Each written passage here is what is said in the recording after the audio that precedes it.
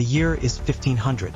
Christopher Columbus, the admiral of the ocean sea, found himself in chains, not on a voyage of discovery, but as a prisoner. This was the man who, just 8 years prior, had forever altered the course of history, connecting two worlds previously unknown to each other.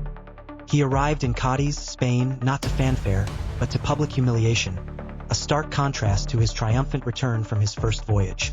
His crime? Misgovernance and brutality in the West Indies. He was stripped of his titles, his immense wealth seized, and his reputation tarnished. Yet, remarkably, Ferdinand and Isabella, recognizing his indispensable knowledge of the New World, pardoned him. They needed his expertise. He was, after all, still their most experienced navigator. This led to his fourth and final voyage, a desperate attempt to regain lost glory and prove his loyalty.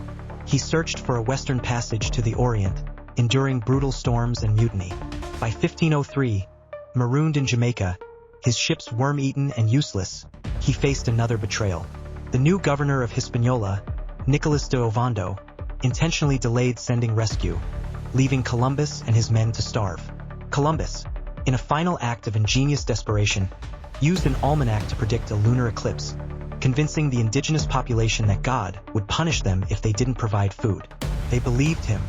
Relief finally arrived over a year later, but the ordeal was far from over.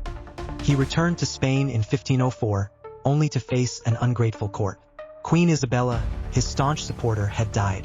King Ferdinand, eager to consolidate power and minimize Columbus's influence, refused to reinstate his titles or restore his full wealth.